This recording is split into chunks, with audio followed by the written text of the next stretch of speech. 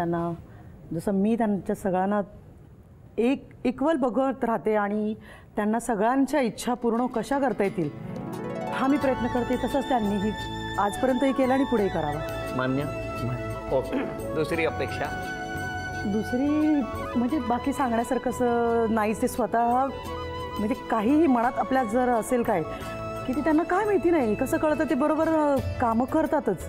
म्हणजे त्यांना अशा अपेक्षा ह्यांच्याच बाबतीत कळते ना. तिसरी अपेक्षा? तिसरी अपेक्षा जरा मुलं थोडीशी मोठी झाली की पूर्ण भारत आपला होईल तितका बघण्याची माझी फार इच्छा आहे. आणि आम्हाला सुट्ट्या एकत्र कधी कधी मिळत नाही. जर योगायोग जेव्हा जेव्हा येईल तेव्हा तेव्हा त्यांनी आम्हाला सगळ्यांना न्यावं, सगळ्यांना, दोन्ही कुटुंबांना. मान्य? हो मान्य. ओके. तुमच्या 3 अपेक्षा सांगा वैदिककडून. पहिली अपेक्षा जी ती बोलल्याप्रमाणे तशी ती राहते, पण तरीसुद्धा काही वेळ अशी येते की अचानक ती रागावते. मुलांनी थोडा जरी अभ्यास नाही केला तर मग फटका मारणे हे बरोबर ते न करता मुलांना व्यवस्थितपणे समजावून सांगितलं. काय हो, मान्य आहे? हो ठीक आहे. ठीक आहे. हां, मुलांनो तुमच्या चापट्या वाचणार आहेत भविष्यात. होम मिनिस्टरमुळे एवढं झालं तरी खूप झालं. दुसरी अपेक्षा?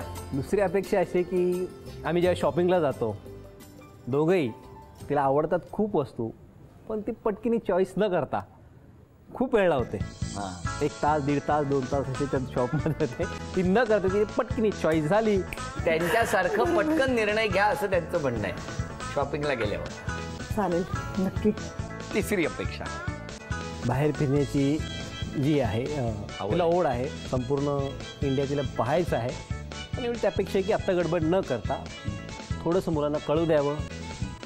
त्याच्यानंतर त्यांनाही कळेल की इंडिया आपलं काय आहे, भारत देश काय आहे तेही कळेल. थोडी त्यापेक्षा आता गडबड न करता आपण योग्य वेळी घेऊन जाईल. मुलं मोठी झाली की काठी घेऊन निघा दोघे भारत बघायला. काय सांगताय माहितीये, मुलं मोठी आता सगळं कळतंय त्यांना. तुम्हाला लिहायचं नाही तर सांगा ना. हा मुद्दा बरोबर आहे. बरोबर बरोबर अगदी बरोबर. बरं, मला सांगा, सॉरी म्हणायचं तर कुणाला म्हणणार आणि थँक्यू म्हणायचं? सॉरी म्हणजे माझी मम्मी, जे घरातले माझे सासू मम्मी जरी म्हटलं तरी शेवटी थोडं आंतरजातीयमध्ये वाईट वाटतंच. आणि त्या दुखावल्यामुळे मला त्यांना सॉरी म्हणायचं आहे. आणि तसंच अजून आम्हाला माहिती नसतानाही जे आणखीन कुणी असतील आमच्या रिलेटिव्समध्ये ज्यांना आमचं लग्न आवडलं नसेल त्यांना मी सॉरी म्हणाईन. थँक्यू कोणाला? थँक्यू मी माझ्या दिरांना, त्यानंतर माझी मैत्रीण मनीषा, आणखीन आमचा बाकीचा मित्रपरिवार, त्यांना सर्वांना मी धन्यवाद म्हणेन कारण त्यांनी भरपूर आम्हाला कॉपरेट केलं.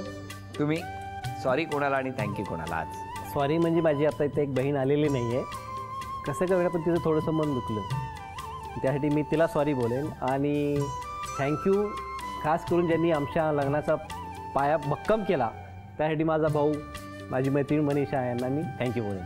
Very good. आणि आता झी मराठीकडून ही भेटवस्तू तुमच्याच आहे.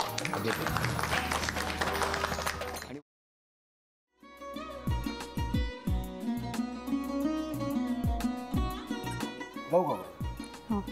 असाच लावू ना.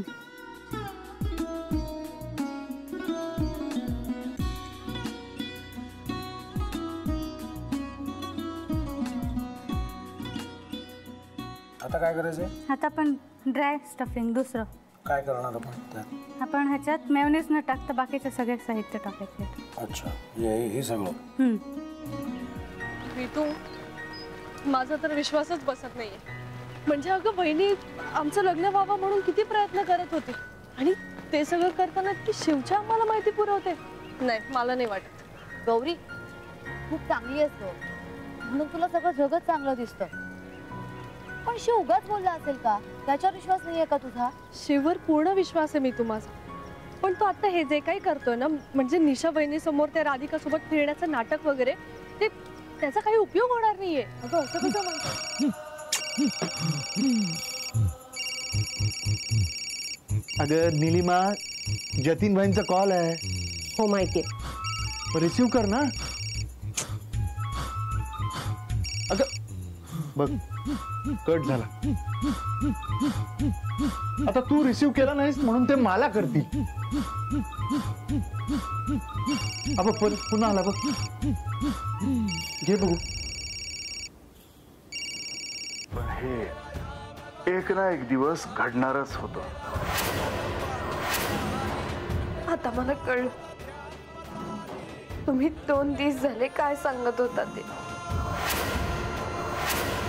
बनू हे संकेत असतात आणि हे ठरवून येत नसतात. मी बाहेर तुमची वाट बघते.